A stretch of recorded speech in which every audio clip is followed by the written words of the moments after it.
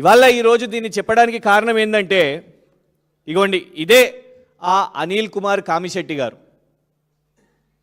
పక్కన కేటీఆర్ గారు, సారీ కేటీఆర్ గారు కాదు కదా వీరు, అనుముల తిరుపతి రెడ్డి గారు, రేవంత్ రెడ్డి గారి సోదరులు అనుముల తిరుపతి రెడ్డి గారితో రేవంత్ రెడ్డి గారు అన్న కేపీసీ ప్రాజెక్ట్స్ యొక్క యజమాని. మరి కేటీఆర్ గారి బెనామీ అయితే, కేటీఆర్ గారి సన్నిహితులైతే తిరుపతి రెడ్డి గారితో ఇంత సాన్నిహిత్యంగా ఉన్నారేంటిది? కథ ఏంటిదంటే, కేటీఆర్ గారి సన్నిహితులైతే ఇవాళ రేవంత్ రెడ్డి గారి ప్రభుత్వంలో కేపీసీ ప్రాజెక్ట్స్కి ఎందుకు కాంట్రాక్ట్లు వచ్చినాయి? లేటెస్ట్గా ఇటీవలే వాళ్ళ క్యాబినెట్ సమావేశంలో తీసుకున్న కేటీపీఎస్ మీద తీసుకున్న అడిషనల్ ప్రాజెక్ట్స్ మీద 400 కోట్ల కాంట్రాక్టు రేవంత్ రెడ్డి గారు అన్న, ఆయన ఇంజనీర్ కాదు, ఆయన డిజైనర్ కాదు, ఆయన కాంట్రాక్టర్ కాదు, పనికిరానోడు అని ప్రెస్ మీట్లు పెట్టి తిట్టిన రేవంత్ రెడ్డి గారి యొక్క ఈ కేపీసీ ప్రాజెక్ట్స్కే మరి 400 కోట్లు ఎందుకు ఇచ్చిండ్రు?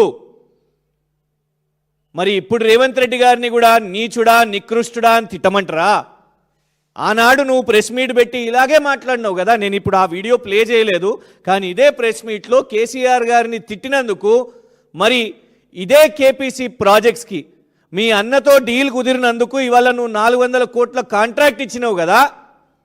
మరి రేవంత్ రెడ్డి గారు మీరు కూడా నీచులు, మీరు కూడా నికృష్టులు కాబట్టే వీళ్లకు ప్రాజెక్టులు ఇస్తున్నారా? లేదు, కేసీఆర్ గారి ప్రభుత్వం అర్హులకు ఏదైతే టెండర్ ప్రక్రియ ఉంటుందో ఆ అర్హత బేసిస్గా ఎవరికి కాంట్రాక్ట్లు వచ్చినాయో అది పెద్దగా ప్రభుత్వం పట్టించుకోలేదు, వాళ్ళకు వచ్చింది అని మీరు ఇవాళ ఒప్పుకోండి. ఆ బేసిస్గానే వచ్చిందా? అప్పుడు మీరు చెప్పింది తప్ప, లేదు ఇప్పుడు మీరు చేస్తున్నది కరెక్టా?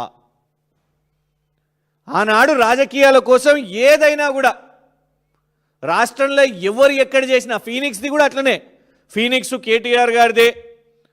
వాళ్ళు ప్రెస్ మీట్లు పెట్టి ఉత్తమ్ కుమార్ రెడ్డి గారు, బట్టి విక్రమార్క గారు, శ్రీధర్ బాబు గారు ప్రెస్ మీట్లు పెట్టి ఫీనిక్స్ సంస్థ మీద మేము సిబిఐని కోరుతాం, విచారణ చేపిస్తామని. ఇవాళ రాస్క పూస్క తిరుగుతున్నారు రేవంత్ రెడ్డి గారు ఫీనిక్స్. వాస్తవానికి తెలంగాణ ప్రజలు తెలుసుకోవాల్సిన అవసరం ఉన్నది. గిట్లాంటి బోగస్ అబద్ధాలు చెప్పే బురద జల్లి ఆనాడు అబద్ధాలు చెప్పి అధికారంలోకి వచ్చిండ్రు. ప్రతి ఒక్కళ్ళను కూడా కేసీఆర్ గారికి కేటీఆర్ గారికి రుద్ది బద్నాం చేసి ఇవాళ అధికారంలోకి వచ్చిండ్రు. అధికారంలోకి వచ్చి బ్రదర్స్ చేస్తున్న వ్యాపారం ఇట్లా, బ్రదర్ని కలవండి కాంట్రాక్ట్ కొట్టండి, తిరుపతి రెడ్డి గారిని కలవండి కాంట్రాక్ట్ కొట్టండి. దీన్ని నమ్మి తాజా మాజీ శాసన మండలి సభ్యులు కూడా బురద చల్లడానికి వస్తారు. వచ్చి ఇగోండి అమరజ్యోతిలో అవినీతి అయింది, అంబేద్కర్ గారి విగ్రహంలో అవినీతి అయిందంటే మరి అవినీతి అయితే మరి విచారణ చేపట్టండి ఈయన మీద. కాంట్రాక్టర్ ఈయననే కదా. అవినీతి అయినోని మీద విచారణ చేపడతారా, లేకుంటే మళ్ళా 400 కోట్ల కాంట్రాక్ట్ ఇస్తారా? మేము ఇదేదో పాత అంశం కదా, గతంలో జరిగింది కదా, రేవంత్ రెడ్డి గారు అప్పుడు మాట్లాడారు కదా, మాట్లాడి ఆయన ఈగో సాటిస్ఫై అయ్యి అబద్ధాలు చెప్పి ఆ కుర్చీని అయితే సాధించుకున్నారు కదా అని మేము వదిలేయవచ్చు. కానీ పాత సంచలనాలకు వెళ్ళి, పాత లైబ్రరీకి వెళ్ళి రేవంత్ రెడ్డి గారి స్క్రిప్ట్ని తెచ్చి ఇవాళ మళ్ళా అదే స్క్రిప్ట్ని వారం రోజుల ముందు కూడా ఇప్పుడు కూడా మాట్లాడుతున్నారే. రాష్ట్ర ప్రజలకు ఇది తెలియద్దా? మరి ఇది కూడా చెప్పండి రాష్ట్ర ప్రజలకు. ఈయననే అమరజ్యోతి కాంట్రాక్ట్ వచ్చిన ఆయనే, ఈయననే అంబేద్కర్ విగ్రహం ఆనాడు కూడా కాంట్రాక్ట్ వచ్చిన ఆయనే కేపీసీ ప్రాజెక్ట్స్. కానీ ఇవాళ ఎవరితోనున్నారు? మరి 400 కోట్ల కాంట్రాక్ట్ వచ్చింది కదా. మరి దానికి రేవంత్ రెడ్డి గారి ప్రభుత్వం సమాధానం చెప్పాలి. వారి కోసం ఈ మధ్య వకాల్తా పుచ్చుకున్న వాళ్ళు కూడా సమాధానం చెప్పాల్సిన అవసరం ఉన్నది. ఇప్పటికైనా అబద్ధాలు మానుకోండి. 2023 కంటే ముందు చెప్పిన అబద్ధాలన్నీ కూడా రేవంత్ రెడ్డి గారి మాటలు ఏదైతే మాట్లాడినరో అవే ఈరోజు వారి వీడియోల రూపంలోనే వారికే వస్తుంది.